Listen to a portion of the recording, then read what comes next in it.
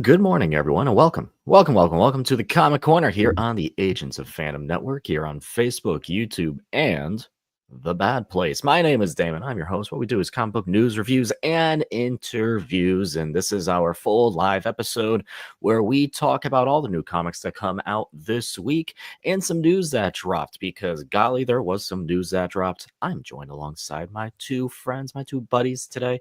First, from one side of the ocean to the other, AF. Good after evening. Good morning to you too. I think I'm always going to come back at you with something else. I'm doing good, man. It's been a fantastic week. Dare I say it? Say it again. Fantastic. But besides that, we also got, like you said, some amazing news from San Diego Comic-Con last week. So I can't wait to talk about that as well, and some amazing books. Yes. I did not put that specific thing that you're referring to in the rundown, but we will yap about it for a hot minute. TJ, good super morning to you. Hello.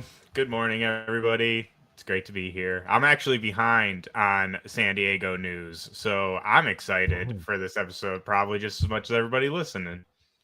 For sure. I know you know one of these things because I sent to you immediately. Say it ain't so. But it looks like Ultimate Spider-Man, Jonathan Hickman's run on Ultimate Spider-Man is coming to a close. What does that mean for the Ultimate Universe? We will speculate.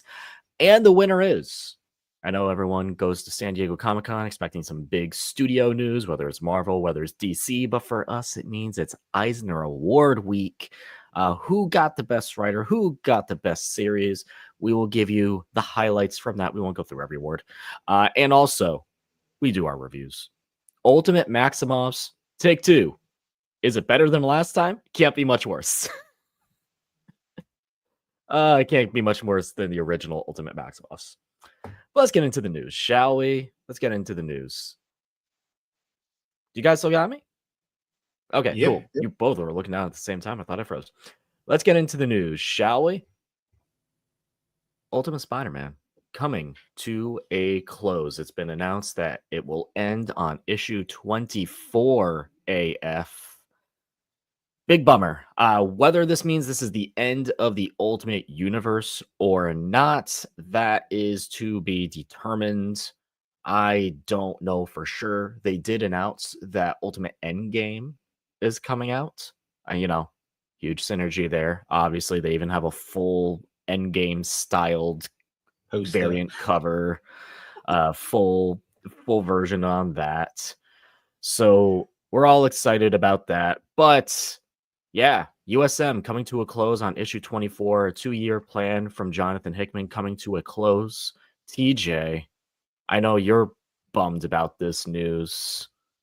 Do you think this is the end of the Ultimate Universe? Or is this just the end of the era?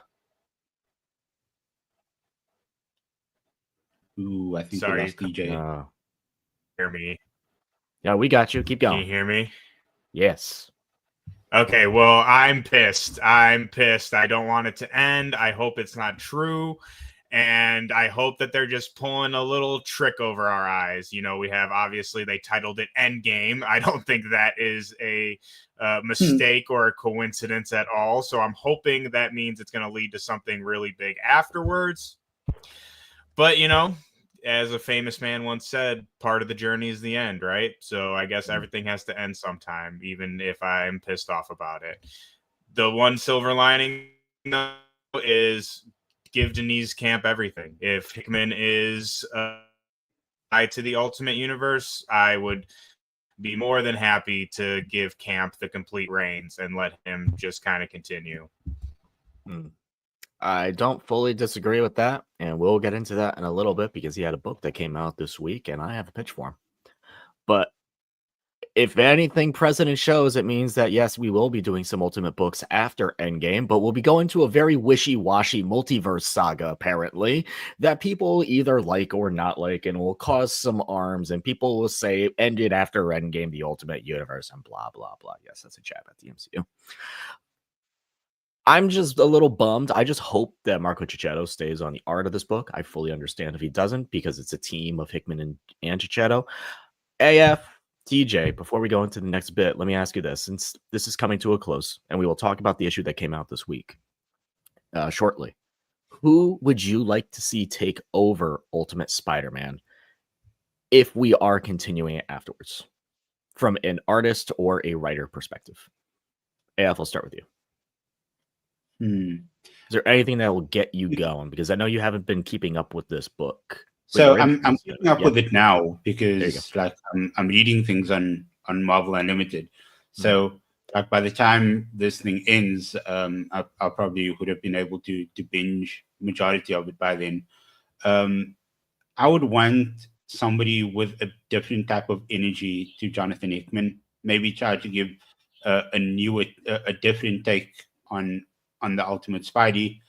But I'm not quite sure. Like, is Chip back with Marvel, or is he?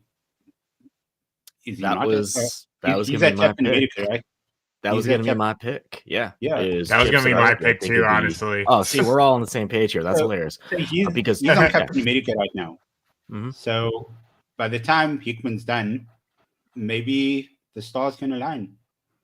Sure, Chip can always handle more than one book at a time. He's done Spider-Man previously, as we all know. It's a version of Spider-Man. We see him going through the years, so he has a take on an older Spider-Man. I think it'd be very interesting. TJ, since we all said Hickman, can you give me an artist? I can. I knew immediately when you asked this question. Martin Kokolo, that's who I'm going with. He is one of my personal favorites. He was the artist for Immortal Thor for the first, I think, volume. Currently artist on the Wolverine solo series.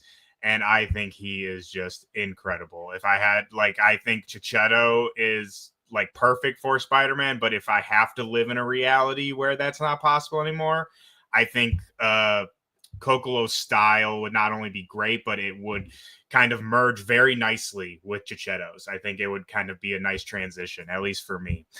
But yeah, writer, that's hard. I don't know. Like I said, Chip is the first name that comes to my mind. I would have to think about it more. I could probably think of some other ones, but that's, like I said, first that comes to my mind is Chip. No, that's same here. Like I mentioned previously on Spider-Man, that an older Spider-Man, like to see his take on it. I think he can bring a little humor to a world that is very dark and depressing. And who knows what the Ultimate Universe will look like post Endgame. All right, let's go with some San Diego Comic-Con news. Before we get into the Eisner Awards, AF, what was announced, a couple things on the DC front in particular, was Absolute Green Arrow coming out next year. That's exciting. That will be a mini series for now. Who knows if it'll stay a mini? But I'm sure you're excited about that. Green Arrow's your guy. I am excited about it. The thing that stuck out to me a little bit is that he looks more or less the same as the mainline Green Arrow. I thought that maybe they would have changed something up, so some of the things up. But I mean, it's literally just like concept art for now, like early drafts of how this character is going to look. So by the time the mini comes around, I'm pretty sure that there'll be some depth, some grittiness to this Oliver Queen. So yeah, I'm excited for this, dude. 6 issues. Like you said, it could be longer, but yeah, I'm taking that to the bank and running.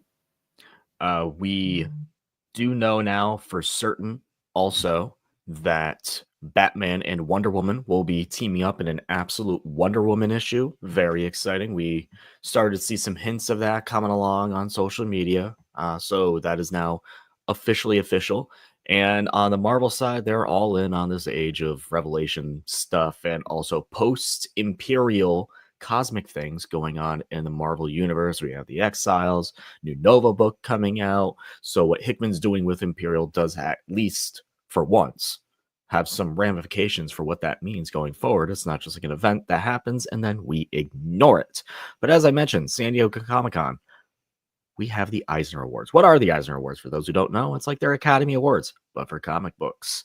So you have things like, best new series, best writer, best color. We'll go through the highlights because there are so many awards. We're not going to go through every single one, but we'll go through the ones that if you watch us every week, or if you're a big comic person, you'll probably recognize some of the names or titles of books. We're going to start with this one. Brand new series. The nominees for this were Absolute Batman, Minor Arcana, Absolute Wonder Woman, The Pedestrian, The Power Fantasy, and Uncanny Valley. The winner, happy to me, was Absolute Wonder Woman, which was my number one favorite Absolute book when we did our rankings last week. AF, I am sure in like a couple weeks, we'll probably do a faster version of our absolute rankings, and maybe sometime soon down the line we'll do a ranking of our favorite Ultimate books. But continuing on, Best Limited Series nominees for this were Alan Scott Green Lantern, Animal Pound, The Deviant, Helen of Windhorn, Rare Flavors, and Zatanna Bring Down the House. The winner, Zatanna Bring Down the House by Mariko Tamaki and Javier Rodriguez, a book that I really enjoyed. I didn't finish it yet, but I was really enjoying it. AF, I know you were reading this, so I'm sure you're elated. Top stuff, dude. Mhm. This so well deserved. What a title. A shocker for me in this one. This is Best Continuing Series. Nominees for this was The Santos Sisters, Department of Truth, Detective Comics, Fantastic Four by Ryan North, Ultimate Spider-Man, and Tom King's Wonder Woman. The winner was Santos Sisters by Greg and Faye, Graham Smith, Dave Landsberger, and Mark Kapranarov. This is a book I honestly got never heard of, so I can't really speak too much on it. I did a quick search on it. It's kind of a big nostalgia book, Archie vibes, but just in like the modern setting. I'm just surprised, personally. It's the one book on here I hadn't heard of. You never know. Sometimes you get a surprise. Best Coloring. Here's some names that you may be familiar with. Nominees were Jordi Belair, Mateus Lopez, Justin Markowicz, Javier Rodriguez, Dave Stewart, and Quentin Zition. Winner, Jordi Belair. I love Jordi Belair. I say every time we do any book with Jordi on colors, it's always incredible. You may know her from the Absolute Wonder Woman book, Birds of Prey, Constantine, Nice House by the Sea.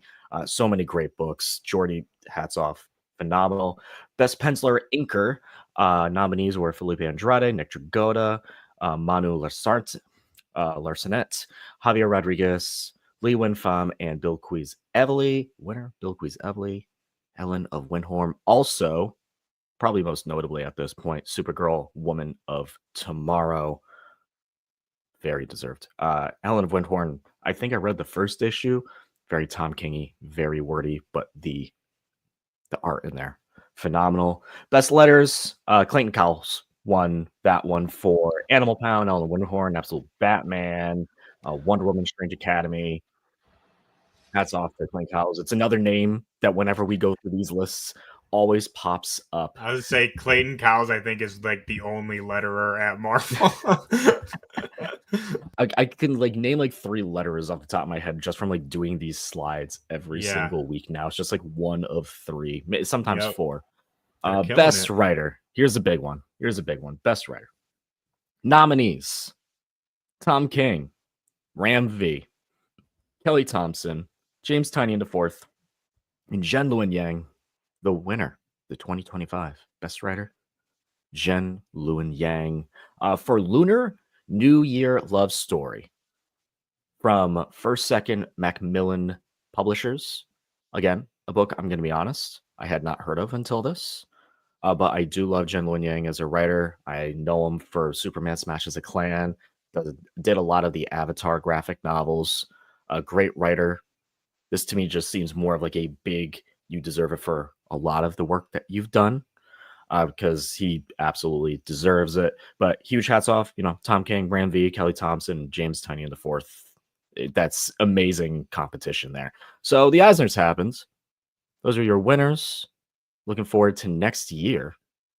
Do you have any favorites for this year so far, AF, that you would give to a best series of yours so far before we're going into our books?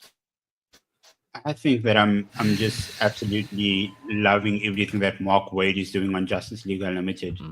I think, and I'm going to get to that in a bit when I speak about my book, but I think it's probably the best all-in title right now, ongoing. So good. the storytelling, his work with Dan Moore, amazing. For sure, for sure. Let's get into our reviews for the week while TJ tries to reconnect. I'll set it up. This is Ultimate Spider-Man number 19. This is Jonathan Hickman, writing it, artist Marco Cicchetto, colorist Matt Wilson, letterer Corey Pettit, and editors Will Moss and Michelle Marchese. TJ, Yes. I know you quickly skimmed through Ultimate Spider-Man. We got a big reveal early on. Your theory came true. I wouldn't say it was much of a huge gamble when we all come made on. this theory, but it Come did on. come true because Richard Parker fully, truly became Venom. Say, don't take my moment away from me. Yeah, hell yeah. As soon as he put that suit on and it was black, the writing was on the wall, friends. And I could not be happier. It was obvious, and I'm not upset about it. Hickman gave me what I wanted, and I ate it up. And I love this issue. I loved getting a little bit more into the Sinister Six, like their kind of inner dynamics. I feel like that's something we've only seen little glimpses of so far. So I liked how we focused on that a little bit more. And I mean, say it every week, or every other week. This book is just so good, man. And it just talking about it makes me even more upset from the news we talked about at the beginning of this show that it's possibly coming to an end. We only have 5 issues left, which is a big bummer. That. This felt like a setup to the final arc. We did mention Richard, which is Peter Parker's son in this universe, fully became Venom. He has a suit that was given to him by a young Tony Stark, and by him, I mean Peter, and Peter then gave that suit to Richard in order to protect himself. And in this issue, Richard is going full Venom. He's starting to say "we" a lot. He's talking to the voice, the AI voice in the suit in his head, which is the voice of Peter. And they're having a conversation back and forth constantly. And Peter tells Richard and MJ that he must keep the suit on at all times. And it's very quickly, not even slowly, it's very quickly making him go a little crazy, go a little venomy. And we can see him possibly being the big villain in the end, I could say, where they handle Kingpin and all this stuff. But the real villain in the end is Peter Parker. Damn, they're going straight PlayStation Spider-Man 2 on us? Kinda. That's crazy. Like. Where it's, Venom is the real villain in the end. The big moment here at the end is MJ straight up looks at Peter and just says, "Hey, no more secrets. Tell me everything." Because there's too much going on and she just has to know. I just really enjoy this book. This isn't my favorite issue ever of the series because this is like a big setup issue.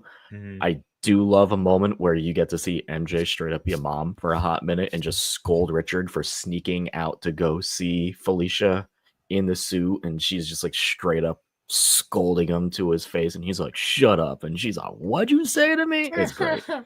And Peter's just like, "Oh god," like the awkward dad who's just trying to like make everyone happy. Fantastic. Love this book. Am I the only one, though? And I don't mean this in a bad way. If anything, it's a great thing because I want it to keep going. But am I the only one who feels like we're still like just getting started? I mean, we're 19 issues in, but it feels like, I don't know. To me, I feel like we're still kind of just getting into things. Am I the only one? Am I on an island by myself? No, I totally agree with that. I completely agree with that. I understand the story that Hickman set up and laid out and wants to tell, and it's not a very long story. It's a 24-issue one, but it's a bummer that it is ending because like you said, I want to see what happens possibly afterwards, and I want to hear it from the guy who set it up. So that's where we are worried. It's like, who do we trust to take over after this? And it is a bummer that we're already at that point where it's like, okay, who do we trust? What is next? Because this has been the best book Marvel's been putting out, this or Ultimates. Like they can kind of go back and forth hand in hand. They toss each other, feels like almost every month, but especially from the Spider Office, good lord, like this is the Spider-Man book that everyone's been loving. I was on social media. I was on TikTok and just seeing people just freak out. Like, are you kidding me? Like, we finally get this amazing Spider-Man book that so many people have been waiting for and wanting for so long compared to what's been out from the main Spider books. And now we have to go back to that. Like, ugh. So, anyway, Ultimate Spider-Man. This entire series, when it's done, will go down as arguably one of the best Spider-Man runs of all time if Hickman can land this, which I don't think many of us doubt. So, Ultimate Spider-Man, number 19. I give it like a 4.5 out of 5. I know you're probably going to give it a full 5. Give it a 4.5. I'll do 4.5 too. Okay. Like you said, it's a very set up kind of issue, which I personally enjoy. But yeah, I'd say 4.5. Cool. All right. Moving on to our other Ultimate book. This is The Ultimates. Number 14. This is written by Dennis Camp, artist Juan Frigeri, colorist Federico Bleed, letterer Travis Lanham, and editors Michelle Marchese and Will Moss. Yes, ladies and gentlemen, we got to it. We did it. We got to the ultimate version of the Maximoff twins. Is it better than the previous version of the Ultimate Maximoff twins? Well, it can't be much worse. For those who don't remember, those versions of the Maximoff twins weren't a relationship with each other. Yeah, it was weird. Yeah, it was disgusting. Jeez, we move on. Why do I feel like Mark Millar is the one who wrote that? Am I off base on that? So anyway, in this issue.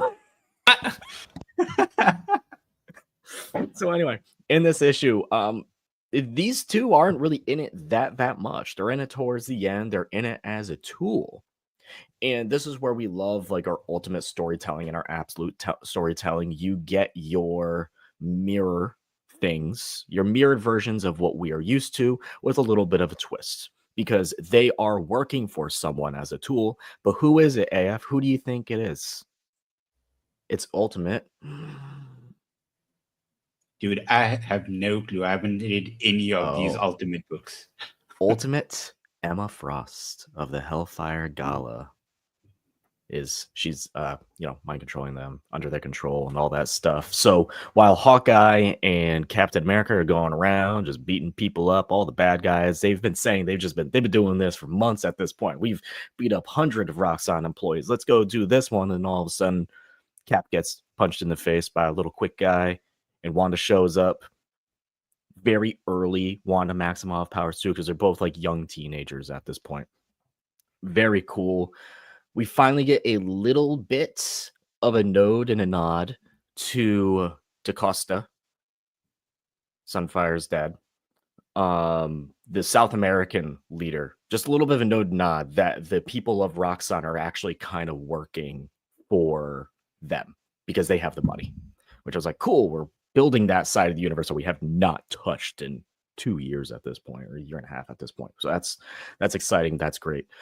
I like this. By the end, Cap and Hawkeye knock the kids out and are looking at him and like, well, do we take in prisoners? And it's like, no, of course not. Because this is the original Avengers in a way. This was Cap, Hawkeye, Quicksilver, and Scarlet Witch. This was so smart on Dennis Camp's part. We literally got like their entire turnaround in an issue where they start out as bad guys. Quicksilver and Wanda Maximoff, Scarlet Witch. They started as bad guys, and by the end, they're going to be taken in by Cap and Hawkeye. Great. Fantastic. Loved it. Very simple issue. Ultimate Emma Frost looks just exactly like Emma Frost, acts exactly like Emma Frost, just works for a different rich guy in the end. TJ, what did you think about this issue? I absolutely loved it. Like you said, it's not like crazy cosmic things are going on, but to me, that's what I really like about it. It's simple but effective, and it introduces us to the Maximoffs. Pietro is a little badass, dude. I was he's always cool, but he's really cool in this issue. So I'm really excited to see what Camp does, like with his speed and all that. Very creative use of the speed. And I mean, yeah, it was a great introduction to both characters. Makes me excited. But again, it also makes me pissed off because of all this endgame stuff we have going on. Because I'm like, we just got him. Like, I want him for a long time. So, yeah, I mean, it's a lot of mixed feelings over here for me. But Denise Camp's amazing. Ultimate's amazing. And it was a great issue. What I do enjoy as a Scarlet Witch fan, Dennis Camp went back to the actual powers that are the Scarlet Witch, the original kind of adaptation of powers, which is just she controls probability and chaos. So she made it that Hawkeye just couldn't aim. His finger kept slipping. Things just kept getting in his eye. He blinked. It was just like, it was very cool. I really liked this iteration. Not iteration. It just felt like a return to like a younger classic Wanda Maximoff before she turned into a good guy. Really enjoyed it. Fun stuff. Here's my pitch for you two, though. You ready? I'm ready for Dennis Camp to introduce a completely original Ultimate character. I think Dennis Camp has earned this. And what I mean by that is we can make it so, and in a way, like, you know, we have Charlie, Hawkeye, but I mean like someone who's like completely original that can stand out almost like a Miles, who is Spider-Man, obviously, but maybe like something big, different than that, bigger than that. I think Dennis Camp is in this universe. Yeah. Give him sorry, DJ. I think that would be amazing. We haven't had a completely brand new original character in a long time, like at least as far as I know on the Marvel side. And I think that doing that within this Ultimate universe, especially with all of these different things happening, I think now is actually a good time to try and do that. And like everybody's loving this universe, and whatever the writer is going to introduce, whoever the writer is going to introduce, I think will fall in line with everything that they're trying to achieve. So I think it would be great. New power set, new origin, new background for a character, just completely blank slate. I think it would be amazing. Did you, what do you think? You'd agree with that? 1,000,000%. I was to say, AF, never apologize. I talk way too much, so please always cut me off. But I say give him like a cosmic being. I mean, we just had Fantastic Four, so Galactus is everywhere right now, right? And I'm not saying Galactus, but I mean, I do think it's interesting that we haven't really touched any of that kind of stuff in the Ultimate Universe. We did see a quick little glimpse of the Maker confronting Galactus early on, and then we obviously had the future Guardians. Of the Guardians, where Galactus is the Deathbringer or whatever. But I mean, there's a big gap of time in between that. So I think it would be really cool if Denise came and just introduced some kind of, I guess you could say, cosmic structure to the Ultimates, like a Galactus-esque type character. I think that could be really cool, and also opens the door for that character to go in any universe it wants, because again, it would be like on this kind of higher power scale. So that would be my bet. But I mean, again, Camp can do whatever the hell he wants. Don't listen to me, man. You're doing fantastic on your own. I'm just an idiot with a microphone. You know what would be really cool? So in mainline continuity, we get characters like Spider-Man India, for example. It would be so cool in the Ultimate Universe for him to create a known character, but like with a different culture as well, in like similarly aligned to that. I was gonna say that's sort of like Hawkeye in this one. It is a different Hawkeye. It's Charlie who's native. Yeah. So we do have some of that. Yeah, I was just saying that like Denise Camp, like he's very much for the minority. He loves like speaking out for the minority, and I think that would be a really cool thing for him to do within the Ultimate Universe. Yeah, Dennis has played with that a little bit. For me, I just kind of want something completely original. Something that is like the standout thing of this Ultimate Universe that you could do even more with going forward. Just been loving these Ultimate books. Go check them out, y'all. They're amazing. It's honestly, it's the best thing Marvel's putting out, and it's like not even a competition. But I say not a I shouldn't say. competition. I don't know. Because TJ does have some competition. He would say there is at least. The Incredible Hulk, written by Philip Kennedy Johnson, penciler Kev Walker, inker Cam Smith, colors Matt Wilson, letter Corey Pettit, and editors Caden McGahee and Jordan D. White. Big monster book, 27 issues in, TJ. What happens in this issue?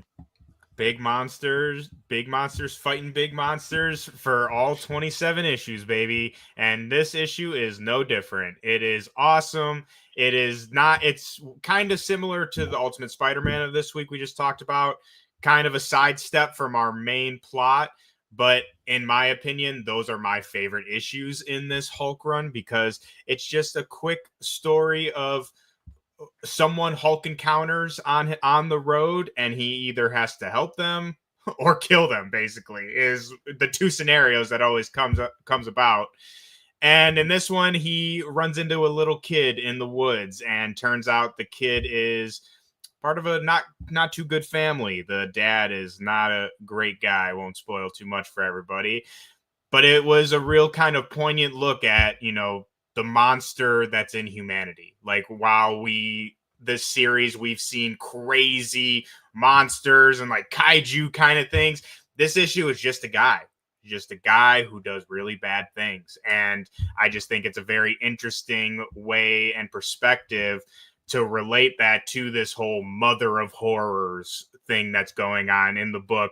The mother of horrors, mother of everything bad and evil. So the idea that even people, while they're not monsters or created by some supernatural being, that evil is still related to the mother of horrors, making him a child of her. And I just thought that was really clever, really cool.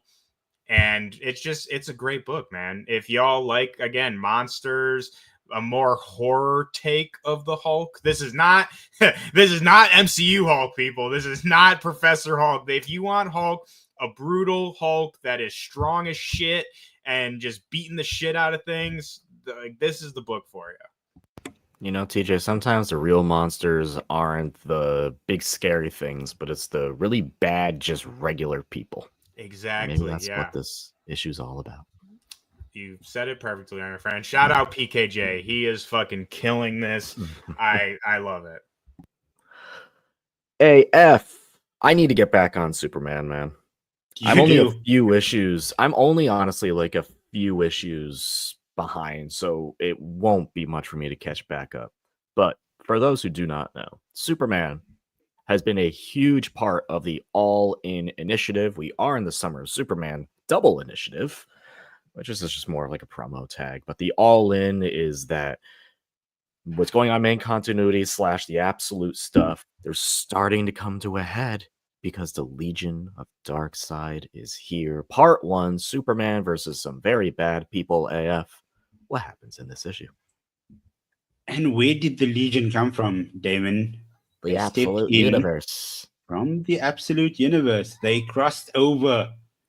They are Darkseid servants, Phantom Girl, Lightning Lad, Cosmic Boy. They come in, and over the weekend, we got some of those updates that we spoke about at the starting of the show from the DC panel. And Jenna Anderson from Phase Hero, she actually tweeted out the entire panel, essentially. And one of the things that they said is they are going to try to break Superman. The three of them are going to try to break Superman before Darkseid arrives in the All-In universe. And in this issue, we already get a taste of that, where Clark goes back to Smallville and he looks for his Legion ring. And he's looking for that because he just feels so overwhelmed with everything that's been happening, the Red K, all the things with Farming Craft, with Lex Luthor.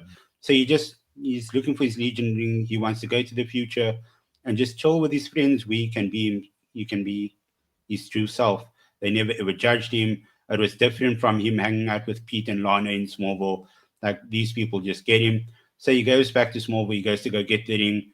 And I think a really cool little tidbit that they included in this issue, when he's chilling in his room in Smallville, on the wall, you see a poster, and the poster of the Mighty Crabjoys, that was pretty cool.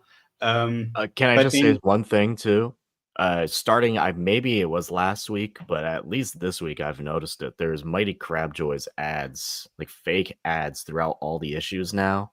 It's quite Yep. funny. DCU synergy, guys. They're ruining comics, bro. They're Now, ruining it. I reached out to Jenna because I was like, one of them is like Black Canary, like on tour with the Mighty Crabjoys, and there's some other like Constantine shouts and some other shouts in there too. I was like, does this mean that they're like canon?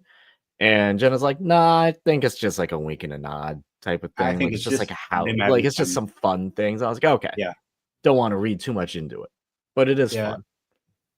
It's fun, yeah. Although the QR code leads to nothing. I scanned the QR code and it brings you just like the Warner Brothers like page that says there's nothing here. Just like, haha, That's we so own weird. this. That's an opportunity missed because they have a Spotify page. Like their music is on Spotify. Like just send them It's to crazy. that page. Wait, Anyways, so who are the Crabjoys? They're not a real band, right? Like No, that they're was not a real made for band. yeah. Well, No. AF, you're like they're on Spotify, so like they have no, songs. they are real people that sing the song. They played at Peace it's a Fest fake over the band, yeah. weekend. Yeah. Oh my gosh. It's James a Gunn introduced real them. fake band. James Gunn, Yeah. you're crazy, man. You're crazy. It's a real fake band that is a little bit of a wink, nod, haha to the pop punk of the 2000s, which, how dare you? I'm kidding. Before you know it, they are being signed to Warner Music and they will be releasing albums every 2 years. Anyways, going back to the issue. So he calls the Legion, and which Legion arrives? The Legion of Darkseid. And Phantom Girl is absolutely brutal. She just messes with this guy's mind on another level, and she makes him see that she's going to murder his mother. She makes him see that the Lightning Lad and Cosmic Boy goes up to space, and they absolutely decimate the Watchtower, killing everybody inside. And towards the end of the issue, we get this whole thing of him being broken. He's not there yet, but they are already starting to like break his mind. And before they get to that part, we get the Time Trapper and the World Forger coming in to basically save him. And they take him to a small little pocket universe. They're the big time. That's quite accurate, actually. They take Time Trapper takes him to a small pocket universe, which is back in time, that contains Superboy Prime, and we get some fourth wall breaking over there, and we just get a cliffhanger about like what's going to happen next. Superboy Prime just says, "Oh, hello readers or hello viewers, we are going to be entering the next DC event, so stay tuned." So that's the cliffhanger over there. But dude, this issue was great. I would give it a 4 out of 5. I would have given it higher if they actually had to tie in things of how you got there from the day trip tonight, because that basically took up the majority of like the past 5 issues. But they just got into this issue with him coming to Smallville, saying that he needs to find the Legion ring and he needs to talk to his friends. So that like took some points away from me, but still a great issue. There is a splash page from Dan Moore. Amazing, beautiful, amazing, epic, so good. I cannot recommend this book enough, and this is such an integral part of the DC event that's currently ongoing, as you said. And who knows how much it will lead into DCKO. I don't know. TJ, from DC to Mad Cave, this was part of a free comic book day initiative. This is Speed Racer #1, written by friend of the show David Pepos, artist Davide Tinto, colorist Rex Locus, letter Buddy Bowden, and editor Chaz Pang-Byrne.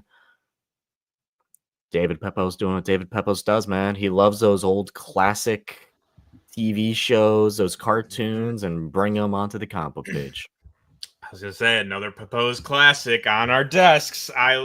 Great issue. We talked about the issue number 0 for free comic book day. Kind of set everything up for us.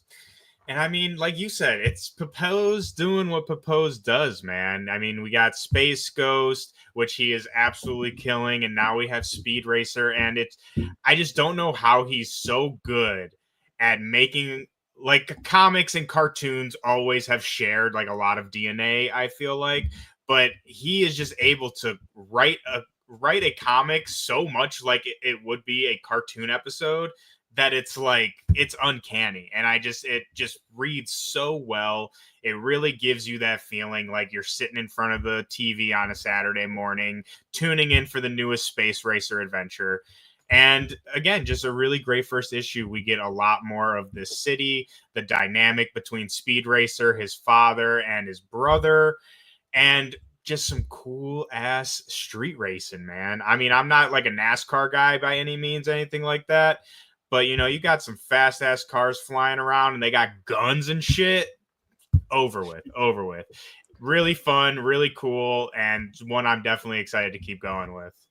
Is there a little monkey friend in this book? Of course there is. Of course. What is up with David Pepose and little monkey chilling, friends? Man. Hey, it's not him. It's the 90s, bro. In the 90s, every single cartoon had a monkey sidekick, and I'm not even kidding. Wonder Twins, Space Ghost, Speed Racer. I mean, the list goes on. Apparently Captain Planet too. Captain Planet has a monkey? In the book, at least. Oh, well, hey. More monkeys in comics. More monkeys in comics. I am gonna.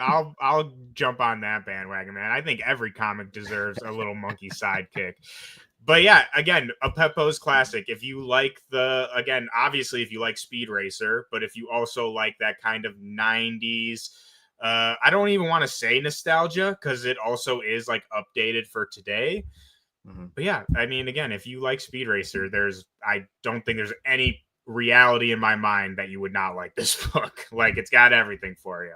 So yeah, definitely go check that out. AF. Back to DC for you. This is Justice League Unlimited. We Are Yesterday epilogue. Oh, it's over. This is written by Mark Waid. I guess Gail Simone has a backup in here. Artist Dan Moore and Pat Mahan.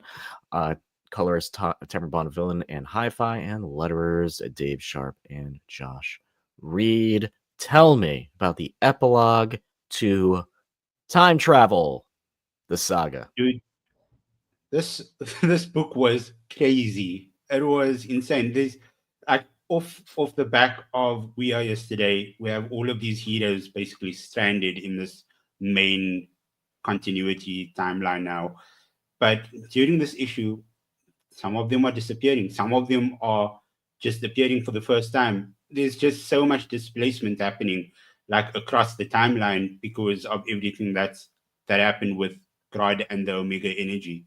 And as you can see on the cover, Time Trapper, World Forger, they show up over here. This book and Superman so closely intertwined about what they are doing, and the two of them are essentially spearheading this all-in sort of event going into, or when they eventually tie into the absolute universe. But yeah, there's so much happening. The MVP on this book is Mr. Terrific, and I don't know if they aligned that sort of in the same time because they knew that he's going to be a huge play in the movie as well. But I mean, in this book, he's crazy, and Damon, he saves Airwave. He lives. Yay! The kid lives. Oh, amazing. Redemption. I always love when Mark Waid just kind of like throws at us a character that you really just don't give a goddamn shoot about, and then makes you care way too much about them, and breaks your heart. And then it's Mark Waid. He's not going to be too negative. He's a pretty happy, awesome, great dude. He'll piece it back together eventually. So that makes me happy. I will say I did ask him, I think it was at Terrificon a year ago, which, by the way, Terrificon is next week for anyone in the New England area interested in the best comic convention on the East Coast, and at least in the Northeast, the New England area. I asked him how much of an impact, like James Gunn, Jim, like all of that, the DC studio side have on these books, because it is no secret when all of a sudden Superman was announced that there's a Metamorpho book on the shelf, and it's like, right? Like we see it all the time in Marvel. So it's like Yeah. how much of an impact. And he's just like, hey, they're aware of it. They're not told to do anything, more or less. If there's a character like Mr. Terrific, for example, just don't kill him. Yeah. Type of thing. Just like, hey, we're starting to mess with these characters in movies. Like, you don't have to put them in, but don't do anything that would destroy their character before anything. It's like, oh, okay. So it's not much of a surprise. Can I say something very quickly? I just feel sure. like for all the kids out there, I don't want to crush any of your all dreams or anything like that. But while we all love comics, we have to remember these are businesses at the end of the day. Like they want and need to make money. So like people get so upset about like the synergy stuff and everything. But like you just said, we have a huge Superman movie coming out with Metamorpho, who like if you're not a DC guy, you will not know who that is. So why would you not capitalize on like, oh, this super niche character is going to be in this huge movie? We could probably make a couple bucks throwing a Metamorpho mini out there. Is that going to land with us hardcore fans? Maybe not. But again, at the end of the day, it's a business. They want to make money and they're going to get that dollar however they can. So I'm sorry for all of you out there, but we will see a lot more of this kind of stuff, especially as the DCU becomes more popular. This stuff will come. You have to accept it and just take it with a grain of salt. No, for sure. I know we've had this conversation many times, but just to quickly recap, a point that I always make is just so long as it doesn't like drastically change the being of a character to completely like line them up with a movie counterpart. When there are people who do enjoy that character, that's when things get a little like, who are you really serving in that way? Because unfortunately, not a whole lot of people go directly from movies to comics. Now, the lovely thing about the Superman movie is we've seen that more for that than we had for almost anything Marvel related in a hot minute. So that is a great, great sign. I'd like to see more people come in, be welcomed, introduced to books. Superman as a character has been around for freaking forever at this point. Years. So it's like, what book do you start off with? And it's like wherever you want, obviously, but you have things to point to depending on the age range. So that's always the point that I make personally. Speaking of, which has been kind of like a thing on social media, this has been kind of funny where it's like, no matter how divided fans are in any space, no matter who they cast for Dick Grayson, that individual just will never be perfect enough for what we have as an image of what Dick Grayson is visually, personality, everything. There's no human in the world that is that perfect. This is Nightwing, the annual. This is written by Dan Waters, artist Francesco Francavilla, letterer Wes Abbott, and editors Jessica Burbey and Rob Levin. I have really been enjoying this Dan Waters run on Nightwing. We haven't been talking about it every month just because we have so many other books to talk about. But what's been going on is this is in a world post Tom Taylor's run, which was very hopeful, very uplifting, big smile on your face. And we take it back to a little bit, not dark, but a little bit of a darker place because Bloodhaven's not the best place in the world. And in the end, all the good that Nightwing has done throughout the Tom Taylor run, with the Alfred Foundation, the Pennyworth Foundation, and all that great stuff, he still couldn't help everyone. And there are people who are spiteful for Nightwing. So there's like gang uprisings and stuff because Blockbuster was taken down. So there's a power vacuum that happened that was never addressed in the Tom Taylor run because the big guy in town goes down. What happens? Well, power vacuum. So then all these other gangs start rising up. Meanwhile, the mayor, who is also Dick Grayson's half-sister, which is an entire thing brought up in the Tom Taylor run, starts making deals to try to protect the city because she's going up for re-election and makes a deal with this really sketchy security company. And the security company, the head of it, really sketchy individual who's been having this weird, demonic, ghostly god circus figure behind her the whole time. And that's been an element where like, what the hell is going on? I'm interested, but I've always been like, man, I'm kind of sick and tired of like when the circus always comes back to Dick. We've been doing this for a while. What are we doing here? This annual is an amazing thing for this entire run for two reasons. One, it explains for longtime readers like me of this entire run, be like, oh my God, that's what's been going on the whole time. And two, what an annual is also meant for is to bring new readers in. And this is, although Nightwing is barely in this issue at all, it's a big like, hey, everyone, come on in. This is what's been going on in the run. You can kind of catch up on this book. Isn't this a really cool villain? Because yes, this is a cool villain. This is about a little girl who ended up becoming this security head. This is about a little girl who's obsessed with a comic book, Grey Ghost and Wonder Boy. Grey Ghost. Love Grey Ghost mention. Right? I was like, oh, that's great. Obsessed with that comic book. Her dad hates comic books. Huge person who was part in canon of the Comics Code Authority in universe set it up because his daughter was reading these superhero books and all this stuff. But she wasn't obsessed with the superhero books because of the good. She was obsessed with the writer because he kept thinking of the best death traps. She thought of it in a little bit of a twisted way because she's a little twisted girl. And the writer of the book was just like, she'd go up to him and be like, oh, I love this. And he's like, oh, yeah, that's great. And she's like, no, I love this. And I love the death traps. Isn't that great? And he's like, oh, I'm scared some people just are not getting the point of this. It's a very meta book in a way. But anyway, where this entire ghostly demonic figure comes into play is it's one of those classic, like her and her dad at the top of the stairs have a little bit of a scuffle. He accidentally falls, dies, runs away, summons this figure of essentially the spirit of the circus.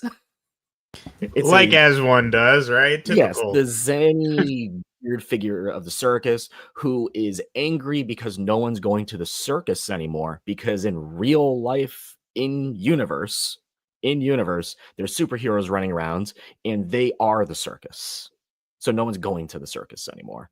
And she makes a deal with this demonic figure to be like, hey, we're going to bring the circus to them type of thing. So this entire thing of this fake security company taking over Bloodhaven and setting up all these gangs and having them pit against each other and all this stuff is her way of making a real life death trap for Wonder Boy, which is Dick Grayson, which is Nightwing, which was Robin. It all comes back to that. I'm like, oh my God. Circus is coming back, baby. It was just like the way it just tied up. I'm like, this was so well thought. Like this book was clearly the pitch. That's awesome. Of this entire run. And everything else been leading to just like this explanation. And it's just done so well. Obviously the Great Ghost mentioned, the Wonder Boy mentioned, like super fun in-universe comic book stores and stuff. We get the DA, I think the police commissioner of Bloodhaven is like a huge protagonist in this issue, which is good because they've made her like a gray figure in a way where it's like she should be a good person. She's like the commissioner. She's not corrupt. Everyone around her is corrupt but her. So they made her a detective like she was in Metropolis. And she's the one figuring all this out while Dick, meanwhile, by the way, is stuck in what is New Titan's tower that has been taken over by a corrupted Nightmite. Comics, man. Comic books. But super great issue. I love this. If you are interested in this run and you just kind of want like a great way to catch up or at least see if you're interested too, this is the issue. Because this explains what's been going on this entire Waters run. Do you think that, so you've read all of Tom Taylor's comics, you keeping up with Dan Waters' run now as well? Yes, of Nightwing. You have all of Tom Taylor's comics of Nightwing? Yeah. That's what I meant. Yep. Do you think is there a significant difference in tone between the two writers? It's a little bit of like when I say like Tim Seeley Nightwing, where it's a little grittier. I wouldn't say darker. It's a little grittier because of the death trap throughout the last two volumes at this point that's been thrown at Nightwing. So it's a little grittier. It's not like it has like Hopeful and Bright and Bruno Redondo, beautiful colors, and it's like, yeah, here's a puppy. Right? Yeah. Like it's a little bit of like not a return to form, but that grittier Nightwing who still is full of hope and sees the best in everyone, which is why I always love Nightwing, because he's the best of Bruce and Clark put together. He's that ground level guy who sees the best in everyone with a little bit of detective aspect to him. It's why he's my favorite. So tone, grittier, but the character hasn't changed. Okay, that makes sense. When can we have the conversation about how the Bat family is actually kind of shitty at their jobs? Oh, well, now you're just getting into the we should just kill Joker conversation, which is No, I don't even mean Joker. How long has Dick Grayson been in Bloodhaven now? Well, he did a Place is great still job. a That's why I shithole. wouldn't say he's. Well, that's why I wouldn't say that, because if you read Tom Taylor's Nightwing, he's Yeah. done so much for Well. that city. He's done so much for that city. But the conversation is no matter what you do, and this is just reality, no matter what you do, someone's going to be left out. That's true. You can make the perfect scenario, and he's been doing this since New 52, where he's been helping at charity levels, and then he finally gets like Alfred's money, because Alfred unfortunately died, and got all of his billions of dollars. So then he invests the money in it. So it's the whole point is no matter what you do, there's always going to be bad people, but he's doing the best he can. I mean, And he's even helping out. Like, he recognizes that the gangs are using young kids to do their dirty work because they're roped into it. So he's not blaming them. He's literally like helping him and keeping him in like a safe area. So he does a good job. I didn't say he did nothing. I'm just saying Gotham's still kind of a shithole, and Batman's been around a while. And Tej, I will just say the Golden Realm is doing great right now. I mean, are you sure? Doctor Strange is over there, man. It doesn't look quite great. We're still there. We're still chilling. It's not raining all the time, and I'm just saying. Weren't y'all in Kansas? First of all, that was Oklahoma. Oh, I'm sorry, Middle America. First of all, and second of all, that was like 4 runs ago. So I'm gonna need you to keep up here. Nothing like the Golden Realm and Tornado Alley. Yep. Hey man, you gotta get what you can get, right? You know what city's great? Central City, where the sun always shines. Central City is pretty dope. Like, it feels like when I read that, it's like, this is a nice place. Like, I could live here. It is a nice place. No one goes over there. All right, next week's polls, real quick. Before I go into next week's polls, I will quickly shout out there was a fairly fun book that came out this week from DC. It was a $10 anthology, but it was a super anthology. It was called the Summer Californication, but it's like California. Haha, get it? Kal-El Superman puns. Quite fun. It's an anthology, so some stories are really fun. Some of them don't hit. The hits, I will say, there's a Jimmy Olsen story in there that is hilarious. It goes back to like an wildly old, like 1960s Jimmy Olsen arc where he was in a relationship, or maybe like at one point married to one of the Grodd gorillas. And he goes to an event to be the photographer, and she's there, so he's just avoiding her the whole time, and she is now in a relationship with Grodd, so they're just like having like spats back and forth with each other the whole time. Quite fun. Classic Jimmy Olsen type of story where it's just ridiculous, right? Like, he would be in a relationship with a Grodd gorilla. Another one, the Lois Lane one, pretty solid, all about how journalism is important. And a Bizarro one, which is just a tug at your heartstrings. Bizarro just wants to be good and be loved and be Superman, and he has a little kitten named Mittens the whole time with him. It's just like, it's one of those very cliche, like a very cliche story, but I'm like, I'm a sucker for just that. The downside, there's a Power Girl and Ice story that is just like, what are we doing? Where Power Girl's like, yeah, I'm happy because I'm in a relationship. You should too, Ice/Tora, and getting back into that relationship with Guy Gardner. And I'm like, no, What? Like, what are we doing here? That one, not good. Like, honestly, not good. But the rest of them, fun. Next week's polls. Absolute Superman number 10 for me. Birds of Prey number 24. Gwenpool number 4. The penultimate issue of What's Going On with Gwenpool. Hello Darkness number 13. Something is Killing the Children is back with issue number 43. Ultimate Wolverine number 8. And Ultimate X-Men number 18. Pretty heavy stack for me. TJ, what about you? Just as heavy, if not a couple pounds more. I got a lot of the same that you have, so I'm not going to go over the repeats, but the ones you don't have, I have Absolute Green Lantern number 5, which I don't know what the hell's going on. Moon Knight, Fist of Khonshu number 11, another one I need to get back on. One World Under Doom, and my favorite, the one I'm most excited for, Storm number 11, Thunder War, baby. And Uncanny X-Men number 19. Oh, wait, you already have that one. So, yeah. Yeah, and then the rest is the same as yours. So, it's going to be a fat week for the wallets. Fat week for the Fat 4 wallet AF. What you got? Yeah, Absolute Superman 10, Gwenpool 4, and then the finale of The Secret Six, number 6. Oh, yes. The finale of The Secret Six. See how that ends. Interesting stuff. Thank you all, as always, for tuning in live. TJ, Jenna Ganassi, Emma, Brandon, thank you all so much for tuning live. Thank you all for tuning in after the fact as well. We really appreciate you. Always, please leave a like, comment, any books you want us to talk about next week. I'll pick it up. That's fine. I don't care.